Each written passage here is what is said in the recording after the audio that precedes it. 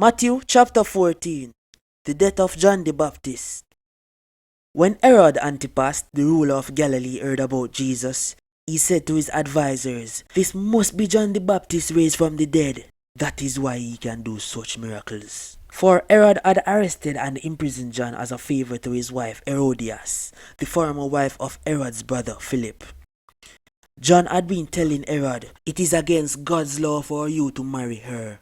Herod wanted to kill John, but he was afraid of a riot because all the people believed John was a prophet. But at a birthday party for Herod, Herodias' daughter performed a dance that greatly pleased him, so he promised with a vow to give her anything she wanted.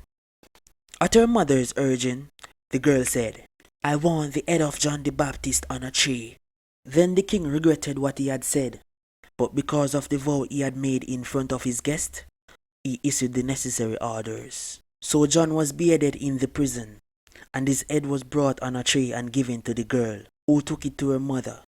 Later, John's disciples came for his body and buried it. Then they went and told Jesus what had happened. Jesus feeds 5,000. As soon as Jesus heard the news, he left in a boat to a remote area to be alone. But the crowds heard where he was headed and followed on foot from many towns. Jesus saw the huge crowd as he stepped from the boat, and he had compassion on them and healed their sick. That evening the disciples came to him and said, "This is a remote place, and it's already getting late. Send the crowds away so they can go to the villages and buy food for themselves." But Jesus said, "That isn't necessary. You feed them." "But we have only 5 loaves of bread and 2 fish. They answered. "Bring them here," he said. Then he told the people to sit down on the grass. Jesus took the 5 loaves and 2 fish, looked up toward heaven, and blessed them. Then, breaking the loaves into pieces, he gave the bread to his disciples, who distributed it to the people. They all ate as much as they wanted, and afterward, the disciples picked up 12 baskets of leftovers. About 5,000 men were fed that day, in addition to all the women and children.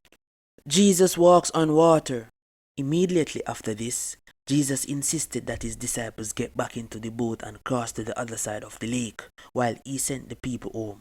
After sending them home, he went up into the hills by himself to pray. Night fell while he was there alone. Meanwhile, the disciples were in trouble far away from land, for a strong wind had risen, and they were fighting heavy waves. About 3 o'clock in the morning, Jesus came toward them, walking on the water.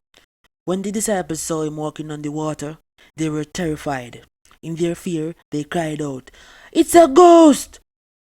But Jesus spoke to them at once. "Don't be afraid," he said. "Take courage, I am here." Then Peter called to him, "Lord, if it's really you, tell me to come to you, walking on the water." "Yes, come," Jesus said.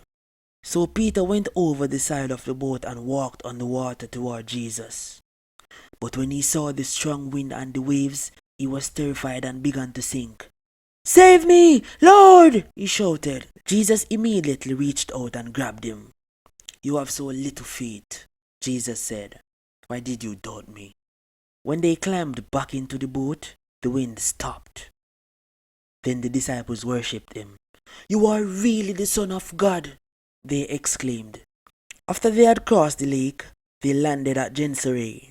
When the people recognized Jesus, the news of his arrival spread quickly throughout the whole area, and soon people were bringing all their sick to be healed. They begged him to let the sick touch at least the fringe of his robe, and all who touched him were healed.